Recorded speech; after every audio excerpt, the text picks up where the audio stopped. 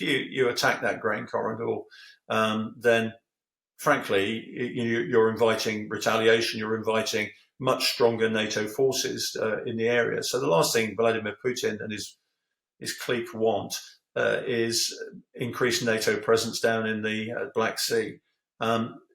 If I were the Russians, I'd look at anonymous attacks and mining, as I said, and then dare people to say it was us that did it. That's a typical Russian trick, of course, is to do something anonymously, as we've seen with cutting communications and other underwater infrastructure. I'm one of those that believes the Russians cut the Nord Stream pipeline and are continuing to probe and look at our own infrastructure in Western Europe. I mean, one thing that's worth saying is I don't think Putin himself is in charge in Russia at the moment. I think he's a front man now, and a fairly shadowy clique has taken over and is steering him. Hello and welcome to Frontline for Times Radio. I'm James Hansen, and today we're going to look at Ukraine's Black Sea naval campaign with Rear Admiral Dr Chris Parry, who spent 36 years in the Royal Navy, commanding HMS Gloucester, HMS Fearless, and has been on operational and combat tours in Northern Ireland, the Gulf and the Falklands. He's also a former NATO commander, and he's now a strategic advisor and commentator. Chris Parry, thank you so much for your time. Welcome to Frontline today. Pleasure. I want to start just by talking about the significance of the Black Sea Fleet. A lot of our audience will already know a fair amount about it, but for those who maybe don't know so much, why is it so important? The Russians have four fleets. There's one in the Northern Fleet in Murmansk. That's their biggest fleet. It used to project out into the Atlantic during the Cold War. It still has the bulk of their major combatants, their ballistic missile submarines and their attack submarines. You've got another big base in Vladivostok in the Pacific. There's a smaller base in the Baltic. But the reason the Black Sea Fleet based in Sevastopol is important is for two main reasons. One is it's their only ice-free port where they can get out. And secondly, it enables them to have access through the Bosphorus to the Eastern Mediterranean, which at the moment is a critical piece of Vladimir Putin and his clique around him, their strategy. You know that they're in Syria. They're there for two main reasons. One is they're there to obviously prop up the Assad regime and make sure that no terrorists go back, jihadist terrorists go back to Russia. Secondly, there are vast amounts of gas in the Eastern Mediterranean. And if you exploit the gas fields there and export the gas to Europe, then it can totally displace all Russian gas supplies that in the past and at present come into Europe. So it's an area of vital strategic importance for Russia today. And they're very keen to maintain access, not only to Sevastopol, but the Black Sea in particular, and the Eastern Mediterranean. Now, there's one other factor that comes into this, is that if you go back to the Cold War, to Khrushchev's time, he was constantly saying, there are two main threats that we Russians face, and they come essentially from the Baltic and the Black Sea. And they were constantly harassing NATO forces in the Baltic and the Black Sea. Now, at the end of the Cold War, of course, Russia lost control of most of the southern coastline of the Baltic. All they had left was Kaliningrad and St. Petersburg. And then in the Black Sea, of course, once Ukraine gained independence, they had a tiny strip of land by Sochi between Crimea and Georgia. And that made them feel very insecure. So the Black Sea is of vital strategic importance to them, and their fleet, of course, reflects that. And how important would you say it is, Chris, as well, in terms of Russia being able to restrict Ukraine's grain exports? Well, I mean, the whole Russian campaign is designed to capture the whole bottom third of Ukraine, which includes Crimea. They essentially, if you looked at early maps on Russian TV, they actually showed the whole area from the Donbass across to Odessa and Moldova as part of Russia. And what they wanted to do is make sure Ukraine didn't have a Black Sea coast. That would affect their exports, including grain. And I think we shouldn't underestimate that Ukraine's got quite a lot of other industries as well. It's got a thriving arms industry. It's got a good heavy industry, as well as the grain and all these other things. So it basically wanted to stop Ukraine trading through the Black Sea. So absolutely vital too. As you say, we've got a situation where quite a lot of their income depends on exporting grain. The rest of the world relies on quite a lot of agricultural products. I mean, Ukraine produces, or it used to produce before the war, 90% of all rapeseed oil, which is pretty significant. And those vast steppes in the south produce essentially what is the breadbasket for quite a few countries, particularly in Africa and the Middle East. So it's pretty significant. Right now, they're only able to export from Odessa and the ports to the west, because the Russians obviously control Crimea and also the Donbass and the Mariupol, Melitopol, Sea of Azov regions to the east. So just bring us up to speed, Chris, with what's been happening with regards to the Black Sea fleets in recent weeks, because obviously Ukraine have been targeting it quite heavily. Yeah, I mean, at the start of the war, the Russians virtually had free play in the Black Sea. And I've got a picture that was taken by a friend of mine from Odessa of about 8 Russian amphibious ships just sitting about 3 miles away waiting to do an assault. And then we had the attack on the Moskva, of course, with the Neptune missiles, which everybody knew about, except the Russians, it seems. They've been on the internet. And when they stood up the unit in January of 2022, they actually had a good opening ceremony as well, which was on the internet, but the Russians seemed to ignore it. So it was a real blow to Russian morale to lose this very large ship. We have to say it wasn't in very good condition. And it seems to me the training and alertness was not great either. And we now know what happened there. But what the Ukrainians have been doing is developing these surface drones and air drones, which they've been using. Now, on the surface, they're essentially suicide boats that crash into Russian ships. They've also been using air drones, both for surveillance and to attack. These are called so-called kamikaze drones. But more importantly, they've been using Storm Shadow and other long-range missiles. There was a spectacular strike on Sevastopol shipyard, which hit a modern Russian submarine, absolutely smack on its spine. And you can see the blast holes coming out from that. So Sevastopol is a very insecure place right now. And if you look on satellite imaging, even on the internet, you can see the Russians got all sorts of obstructions, nets, and the things we associate with World War II sitting around the place. I wouldn't be surprised if they started using barrage balloons soon to stop the drones coming in. Oops, that's a really good idea, which I hope they don't adopt. There we go. Well, it's a really interesting point in terms of what the Russians are doing to try and defend against these attacks. And I've even seen some reports, Chris, I don't know if you can speak on this, about them painting some of their vessels in order to make them appear smaller. I mean, that's an old military tactic, isn't it? Oh, yeah. I mean, dazzle camouflage and all that sort of thing. Yeah. I mean, one of the things I was always amazed at in the Falklands where I served there is we didn't bring some of the stuff that was, a bit older back into life. I mean, San Carlos water would have been great if we'd had barrage balloons there. We also could have made smoke. We never thought about doing that. It's what I call in modern warfare the shock of the old. And if you look at what Hamas did, they used very old technology, which the Israelis have given up on having to detect and having to account for. So some of this old stuff does work. And the problem is with every generation, they think they have to learn all the lessons anew. They don't go back in history and look at what worked before. So essentially, the Ukrainians are being very adaptive. They're being very innovative in what they're doing. And as you've seen, they put together some technology that has frustrated the Russians. What the Ukrainians can do with their missiles and their drones and things like that is what we call sea denial. And it prevents the Russians having what we call sea control. And if you have sea control, you can do what you like, basically. You can attack the land, you can obviously dominate the seas and things like that. But we've got a situation now where the Russians aren't able to assert sea control anymore.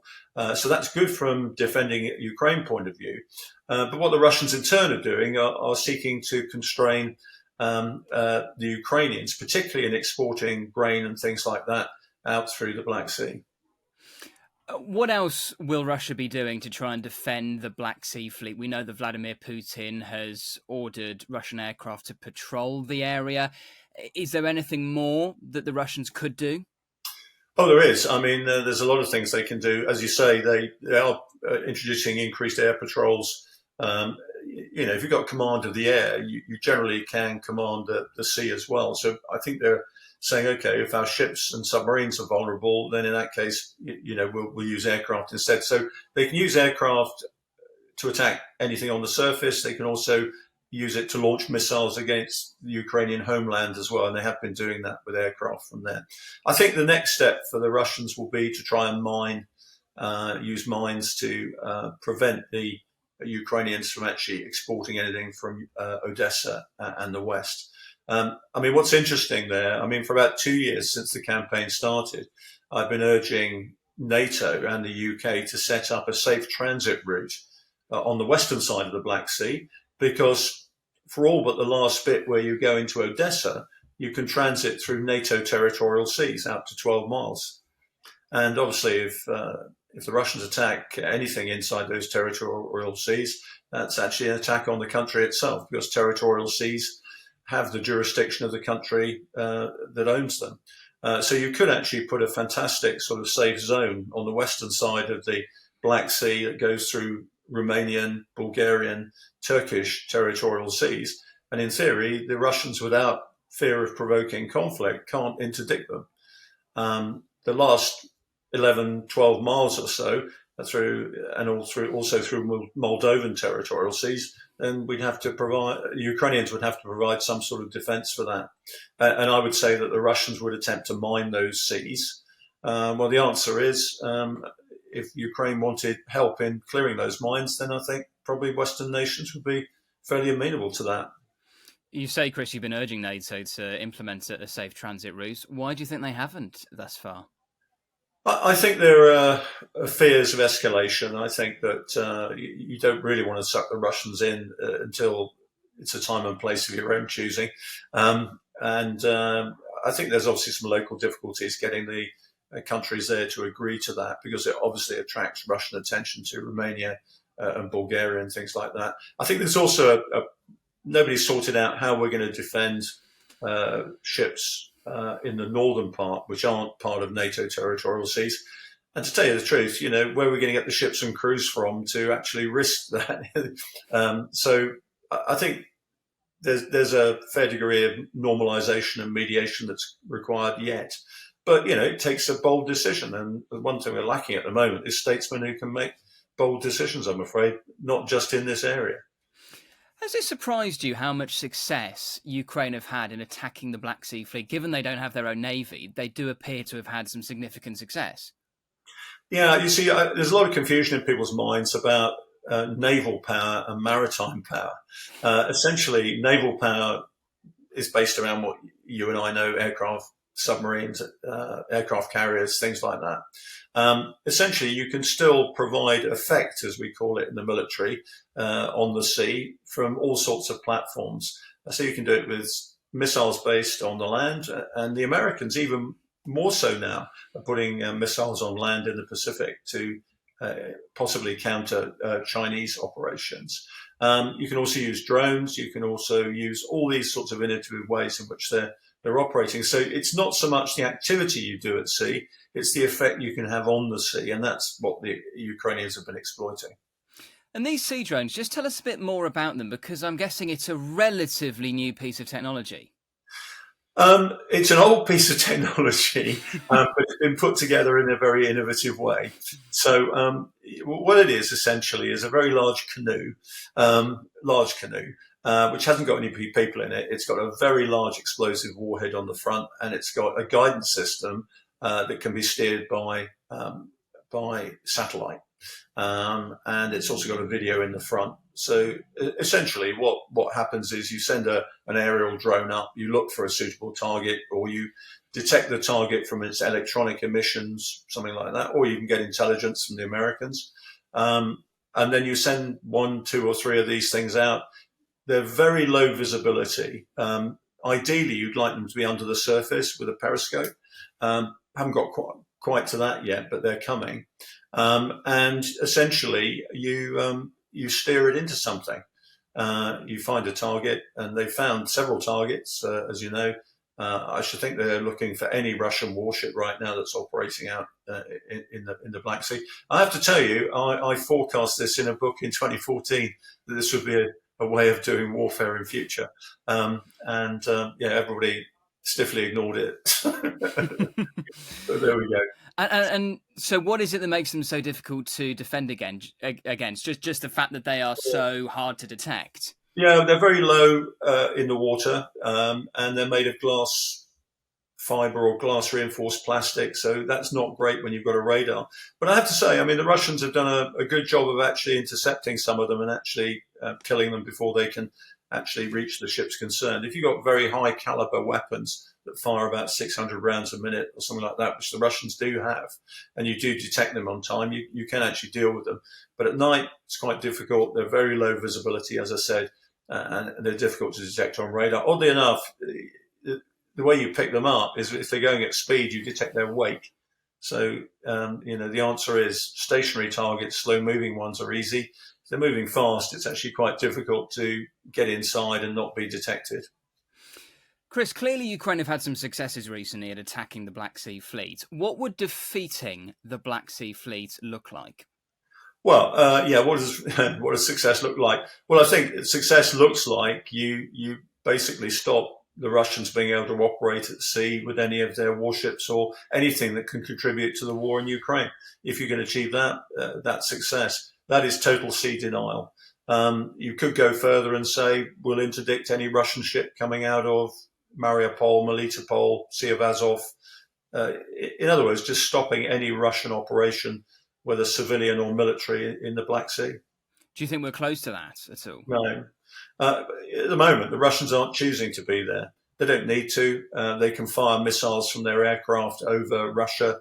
They don't need to go into Ukraine for that. They can fire from land as well, so they don't need to be at sea. It's a matter of national prestige.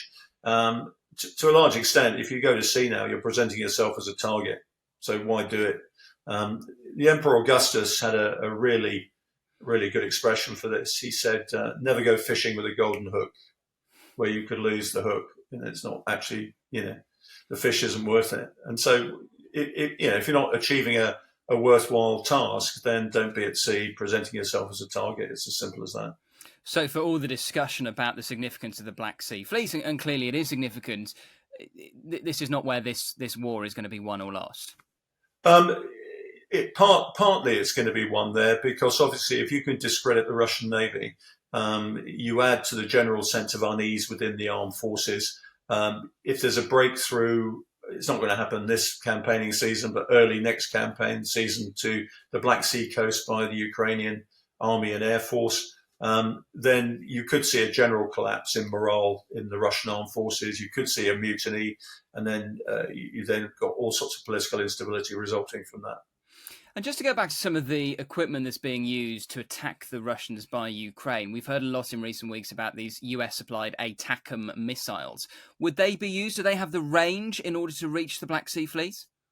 Yes. Well, they've got the range to hit the various bases that the Russians have got in Crimea. I think, from what I've seen, they're not going to risk ATACMS right in the front line. So Sevastopol may not be within range of them. So that might be quite difficult. But other military infrastructure and naval facilities will be within range. There's no doubt about that.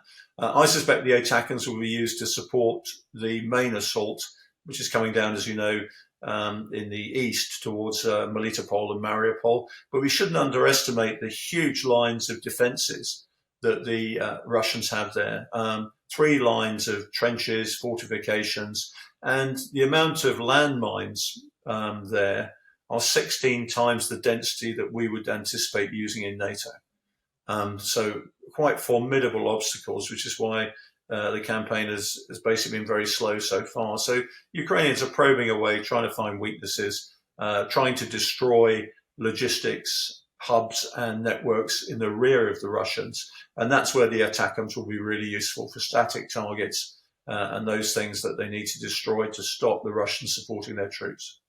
And clearly, one of President Zelensky's major concerns is continuing the supply of weaponry to Ukraine. In terms of the weaponry we've been discussing about sea drones and other kinds of technology that would be used to attack the Black Sea Fleet, how would you rate Ukraine's supply of those weapons at the moment? Oh, I think there's no reason why we shouldn't keep supplying the ones that are keeping down the Russian Black Sea Fleet. They're ones that, in the case of Storm Shadow, essentially are an older generation of missile We're transitioning to new types of missile in NATO countries at the moment, so that's not a problem.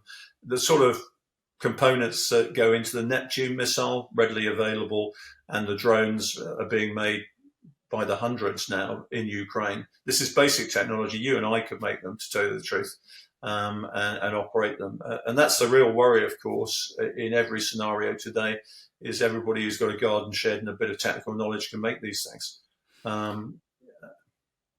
We were talking earlier on about the grain situation and how important the Black Sea is in terms of Ukrainian grain exports. It appears they've now opened up a grain corridor.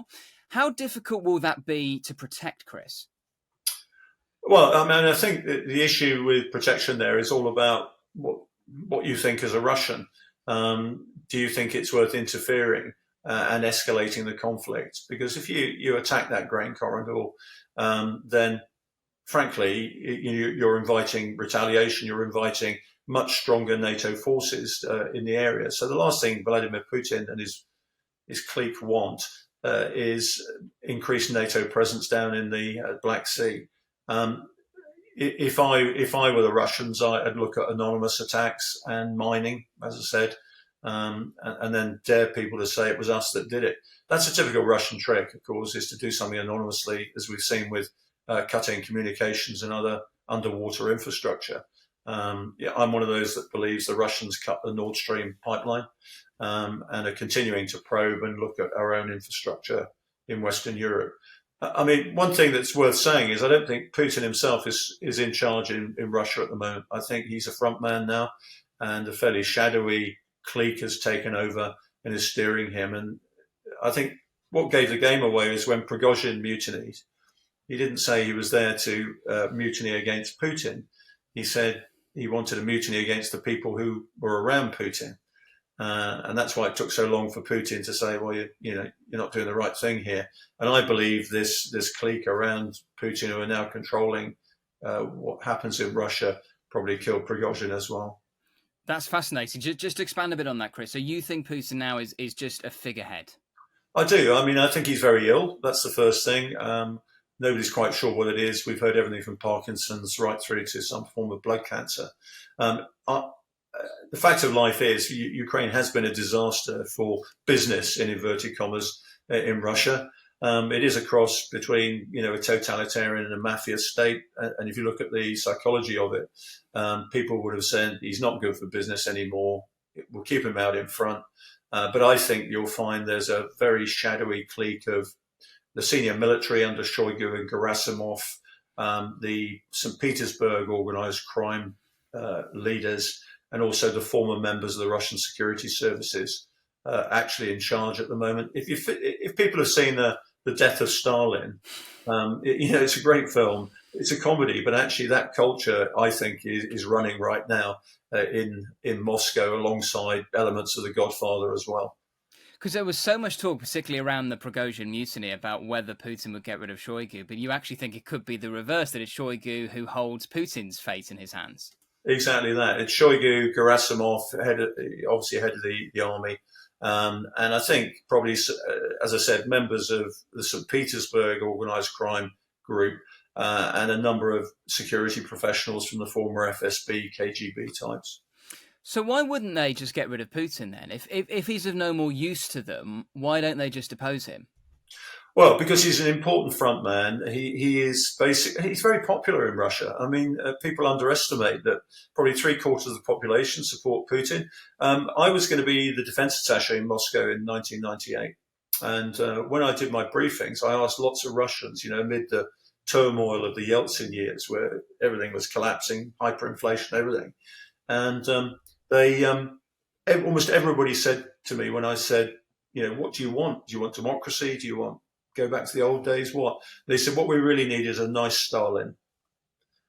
And, that's what they got with Putin. And I'm afraid to say that as long as the propaganda, the information, the very closed worldview that most Russians have persists, Putin is going to remain popular. This is a country that has 11 time zones wide in its geography.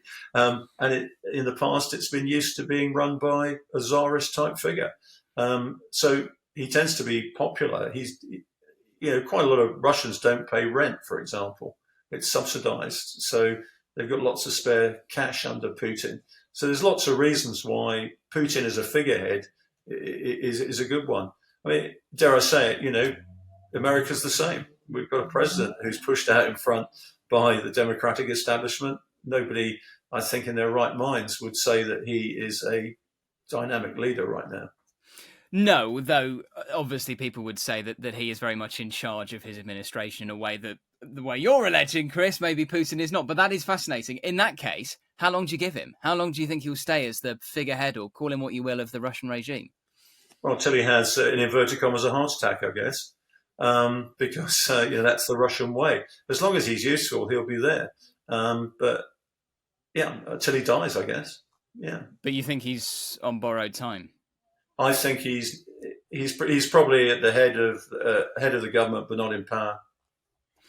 And were he to go, when he goes, whenever that is, and we don't really know, do we? Do you think whoever replaces him will, if I say be worse, I mean, we're speaking from a Western perspective, but you know what I mean? Do you think we're going to see a ramping up of the war in Ukraine, a doubling down on the strategy already pursued? It's difficult to say. All I will say to you is that as long as whoever takes over is able to deliver for the people that count in Russia, that's the military, that's the organized crime people, and the Siloviki, those are the security professionals, then nothing's going to change. I have my views on who I think might succeed him, but as I said, it's rather like the death of Stalin. Any one of them could be working against each other at the moment.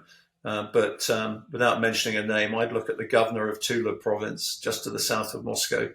And everybody can Google that and see who the man is. But I think he's the person who will take over when Putin goes. But if I tell Putin that, the guy will disappear out of a window, probably. I think we'll all be going straight onto Google right now. Chris, always appreciate your time. Thank you so much for joining us today on Frontline.